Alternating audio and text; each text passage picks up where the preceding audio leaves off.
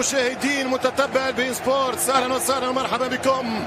هكذا هي الاجواء تصلنا من استاد سبيرز توتنهام في مباراة الدورة الرابعة للإف إيه كاب لموسم 23-24. 5 انتصارات لسبيرز، 3 على سكور 1. يهرب ووكر، العقدة اتحلت، العقدة اتحلت في وقت الكلام، ولكن اوفسايد. تسلل، العقدة ما زالت. لا لا لا لا لا لا, لا. عندك عقدة، عندك سكور 1 الصورة اوفسايد. تسلل، خرج مانشستر سيتي. لحظة والله كرة الشعب يقرأ ويطلع عليه نادي توتنهام. التحذير، ضاعت المحاولة. يرجع السيتي سعيداء بانتظار الخواتيم فقط بعد 20 عام. خطيرة والدفاع سنين 3. التسديدة ممتازة والحارس توتنهام بثلاثية نظيفة عن طماكن وبنقص عددي. حاد درس يتقرأ والكرة حلوة ولكن طويلة. بوب حط الكرة حلوة، مشيت على طريقة جوليان ولكن الدفاع. ترجع كرة ممتازة. فما الأولى أهدافه في الملعب الجديد توتنهام 2018 في استاد ويغان. الركنية لفريق توتنهام أمام سبيرز يسجلون الحضور. هزايم استاد ويمبلي في الفودان. شعب قوة العوبة في ظهر الدفاع لو هربت. ووكر رجع كرة ممتازة من كوفاشيتش والدفاع.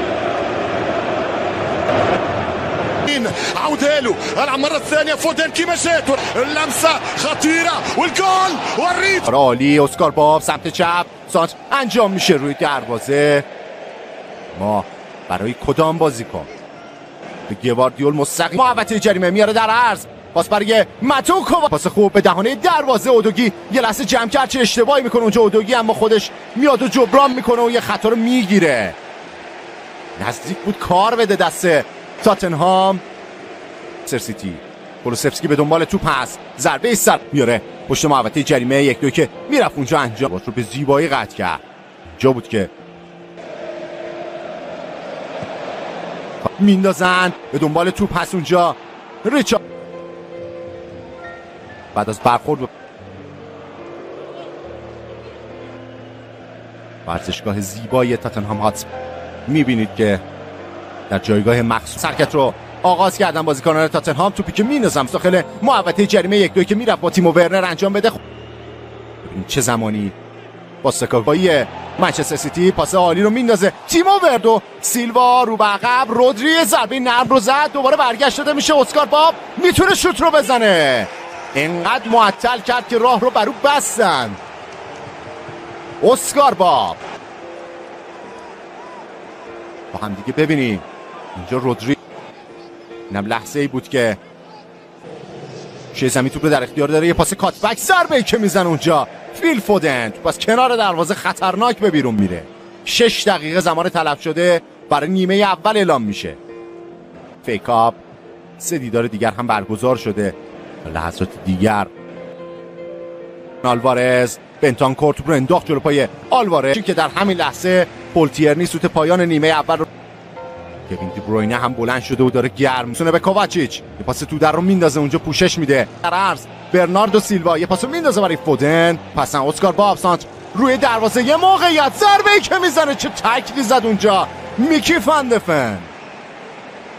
عالی کار کرد در خط دفاعی، نذاش آلوارز دروازه رو برای رودری. 1-2 که شکل میگیره. فودن سانتر، آلوارز به دهانه دروازه توپ رو به عقب پاس میده گواردیول و تکل خوب رو زدن اونجا بازیکنان تاتنهام.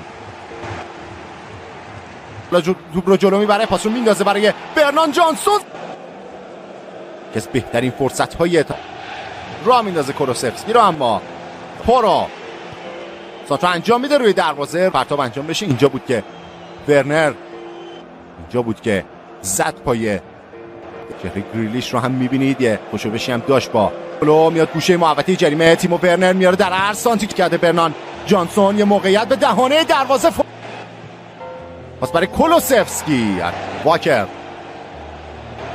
میرفتید کنه اینجا، زد پای اودوگی رو. عرض خود جانسون پشت محوطه جریمه، پاس رو به بازی میاد و جرمی دوکا سر رو بزنه. رومرو برخورد داشت با رودری،